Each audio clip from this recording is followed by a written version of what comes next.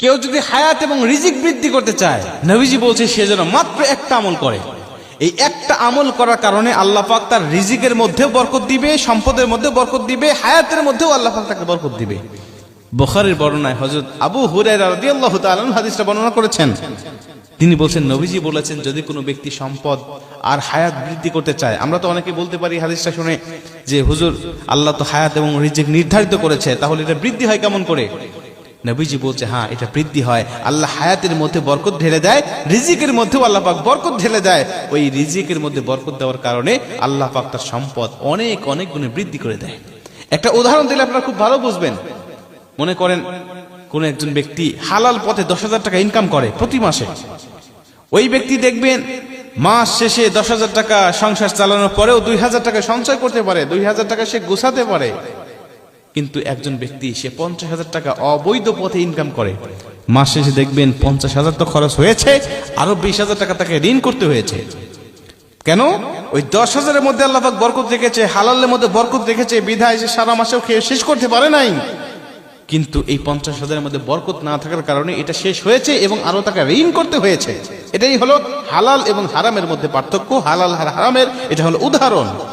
আপনার সম্পদের মধ্যে যদি বরকত থাকে, এটা খেয়ে আপনি শেষ করতে পারবেন না, আপনার সন্তানেরা শেষ করতে পারবে না। বরকত না থাকলে আপনাকে শেষ বয়সে ভিক্ষা করা লাগতে পারে।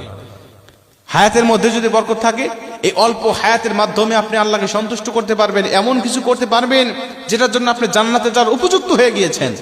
কিন্তু হায়াতের মধ্যে বরকত নাই, তাহলে দেখবেন যে এটা আপনি অল্প সময় দুনিয়াতে ছিলেন, কিন্তু যেটুকু সময় ছিলেন এটুকু সময় আল্লাহ পাকের অসন্তুষ্টি নিয়ে আপনি বিচরণ করেছেন।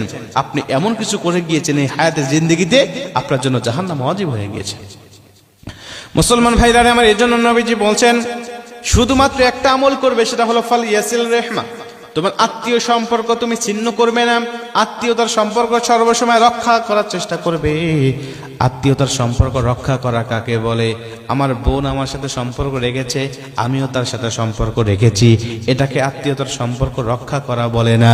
আত্মীয়তার সম্পর্ক রক্ষা করা ওটাকে বলা হয় আমার বোন আমার সাথে সম্পর্ক রাখতে চায় নাই, আমি আমার বোনের সাথে সম্পর্ক রাখার জন্য আপ্রাণ চেষ্টা করেছি এবং সম্পর্কটাকে আমি টিকিয়ে রেখেছি, এই সম্পর্কটাকে আমি রক্ষা করেছি। নবীজি বলছে এটাকেই সম্পর্ক রক্ষা করা বলা হয়। আর যেই ব্যক্তি আত্মীয়তার সম্পর্ক রক্ষা করে, আমি নবী ওই ব্যক্তিকে নিয়ে একই জান্নাতের মধ্যে থাকব। ওই ব্যক্তিকে নিয়ে আমি নবী একই জান্নাতের মধ্যে থাকব। কিন্তু কোন ব্যক্তি যদি আত্মীয়তার সম্পর্ক ছিন্ন করে, আত্মীয়তার সম্পর্ক রাখে নাই, তার বোন তার কাছ থেকে সম্পত্তি নিয়ে চলে গিয়েছে বিধায় বোনের সাথে সম্পর্ক ছিন্ন করে দিয়েছে, ফুফু সম্পত্তি নিয়ে গিয়েছে বলে ফুফুর সাথে সম্পর্ক ছিন্ন করেছে, চাচা সম্পত্তি নিয়েছে, চাচার সাথে সম্পর্ক রাখে নাই, এভাবে আত্মীয়তার সম্পর্ক সে ছিন্ন করেছে। নবীজি বলছে যেই ব্যক্তি কারণে অকারণে আত্মীয়তার সম্পর্ক ছিন্ন করতে পারে, লা ইয়াদখুলুল জান্নাহ, আমি নবীজি বলছি ওই ব্যক্তি কখনো জান্নাতে প্রবেশ করতে পারবে না, জান্নাতেই সে প্রবেশ করবে না। রিজিক সংকীর্ণ হয়ে যাবে, হায়াত সংকীর্ণ হয়ে যাবে, দুনিয়াতেও অশান্তির মধ্যে থাকবেন, পরকালেও আল্লাহ আপনাকে অশান্তির মধ্যে রেখে দিবেন, জাহান্নামের মধ্যে রেখে দিবেন। এজন্য হায়াত এবং রিজিক সম্পদ বৃদ্ধি করতে চাইলে আত্মীয়তার সম্পর্ক রক্ষা করার কোনো বিকল্প নাই। আত্মীয়তার সম্পর্ক আমাদেরকে রক্ষা করতে হবে। আল্লাহ হায়াতের মধ্যেও বরকত দিবে, রিজিকের মধ্যেও বরকত দিবে। হযরত আবু হুরায়রা রাদিয়াল্লাহু তাআলা হাদিসটা বর্ণনা করেছেন।